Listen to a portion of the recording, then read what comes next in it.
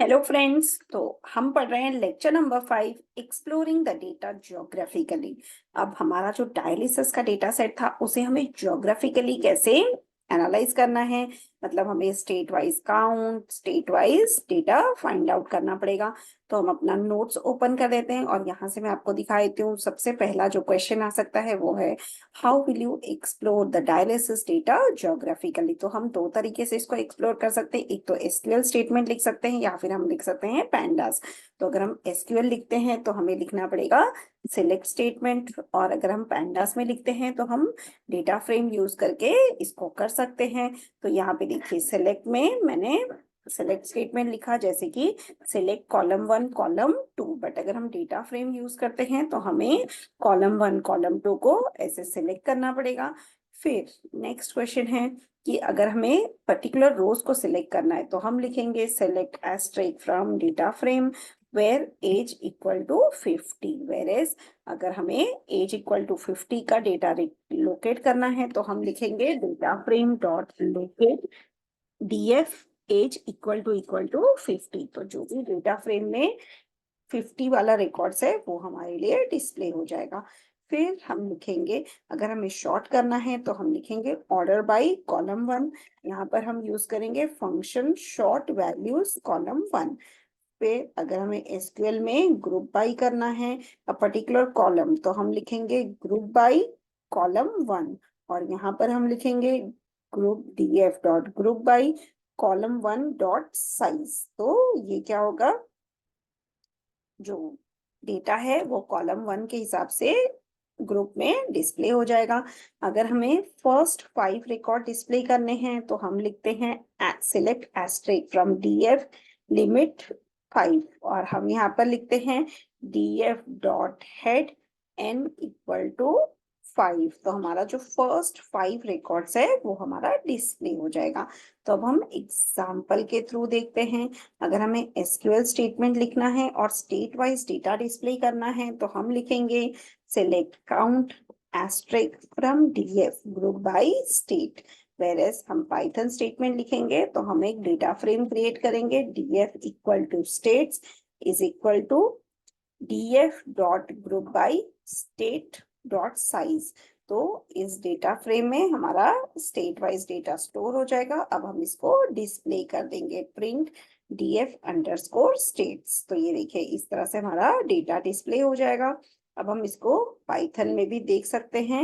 यहाँ पे आप जैसे ही कोड रन करोगे तो यहाँ पर हमारा पाइथन में डेटा डिस्प्ले हो जाएगा। यहाँ पर हमने ये देखिए यहाँ पे हमने लिखा df states equal to df dot group by state dot size function. तो ये हमारा df states को जब हम प्रिंट करेंगे तो ये हमारा स्टेट वाइज डेटा डिस्प्ले हो जाएगा। अब हमें शॉर्ट करना है डेटा को तो हम यहाँ पर एसक्यूएल में लिखेंगे group by state order by count descending. तो हमारा डेटा जो है वो डिसेंडिंग ऑर्डर में डिस्प्ले हो जाएगा। अगर यही सेम चीज हमें एसक्यूएल की जगह पैंडास में लिखनी है तो हम यहाँ पर लिखेंगे DF dot group by state size function sort values ascending false, मतलब हमारा जो असेंडिंग ऑर्डर है उसको फॉल्स करेंगे तो ये हमारा डेटा डिसेंडिंग में डिस्प्ले हो जाएगा। तो यहाँ पर हम देखिए हमारा डेटा टीएक्स फिर सी मतलब जो हाईएस्ट वैल्यू है 753 वो पहले डिस्प्ले हो रही है, फिर 742 529 इस तरह से हमारा डिसेंडिंग ऑर्डर में डिस्प्ले हो रहा है बिकॉज हमने असेंडिंग को फॉल्स किया है। तो ये हम नेक्स्ट कमांड देखते हैं। यहाँ पे अगर हमें फर्स्ट 10 रिकॉर्ड्स ही डिस्प्ले करने हैं तो हम यहाँ पर एक और ऐड कर देंगे dot head n equal to 10। तो हमारा यहाँ पे फर्स्ट 10 रिकॉर्ड्स डिस्प्ले हो जाएगा। अगर यही चीज हमें एसक्यूएल में करना है तो हमें लिखना पड़ेगा डिसेंडिंग लिमिट 10। तो हमारे जो फर्स्ट 10 रिकॉर्ड्स है वो यहाँ पर डिस्प्ले हो जाएंगे, या फिर हम लिखेंगे हेड एन इक्वल टू 10। तो फर्स्ट 10 रिकॉर्ड्स डिस्प्ले हो जाएंगे।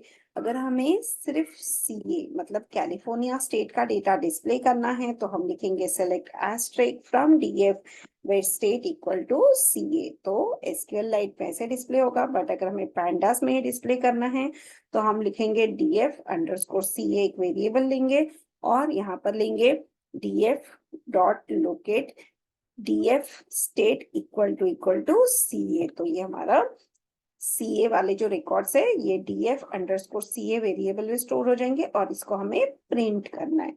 तो यहाँ पे देखिए, अगर कैलिफोर्निया स्टेट का डेटा है तो वो डिस्प्ले हो गया हमारा। फिर अगर मुझे टोटल परफॉर्मेंस को ग्रुप बाय करना है तो यहाँ पर हमारा नेक्स्ट क्वेश्चन आ जाएगा कि how will you display dialysis centre based on total performance. मतलब अभी हमें टोटल परफॉर्मेंस के बेसिस पे डायलिसिस सेंटर को डिस्प्ले करना है। तो हम यहाँ पे लिखेंगे ग्रुप बाय, जैसे हमने ग्रुप बाय स्टेट किया था, अब हम करेंगे group by total performance score dot size. तो ये टोटल परफॉर्मेंस के बेसिस पे हमारा डेटा जो है वो हमारा डिस्प्ले हो जाएगा। ये देखिए कमांड यहाँ पे हमने एग्जीक्यूट किया है पाइथन में, तो ये डिस्प्ले हो रहा है।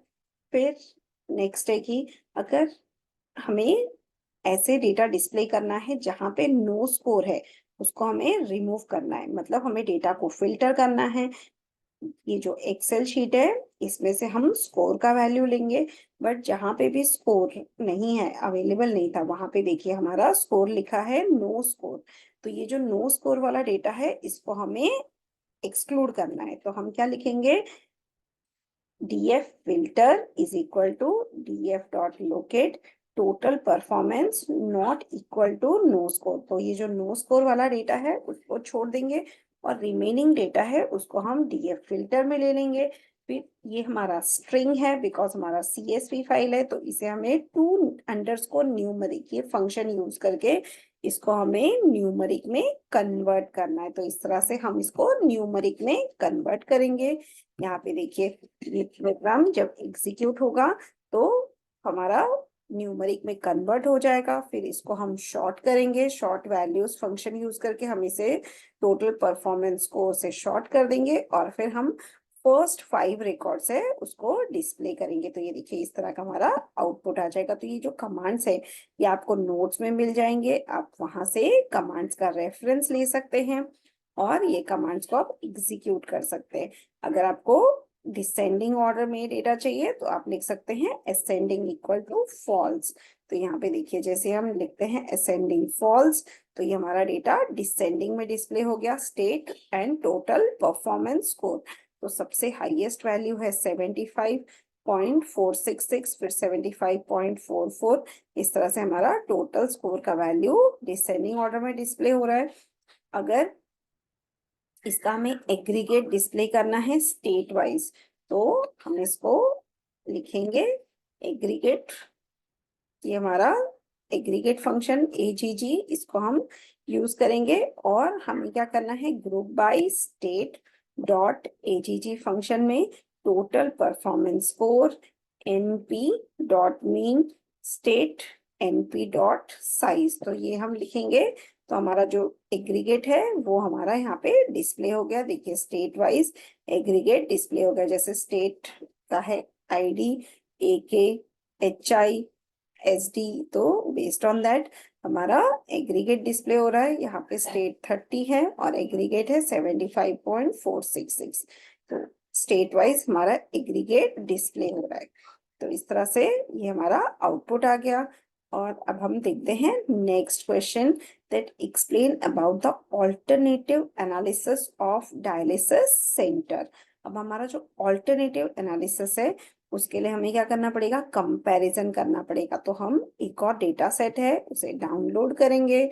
वो डेटा सेट का नाम है कंपेयर हॉस्पिटल्स। फिर इसको हमको वापस से एक्सट्रैक्ट करना है, जिप फाइल है, इसको डाउनलोड करके एक्सट्रैक्ट करेंगे और फिर हम इसे डेटा सेट में स्टोर करेंगे। तो ये हम हमारे नेक्स्ट वीडियो में देखेंगे कि ये जो 5 CSV फाइल्स है इसको हमें इंपोर्ट करके कैसे इसको एग्जीक्यूट करना है। So I hope this video was interesting. Thank you.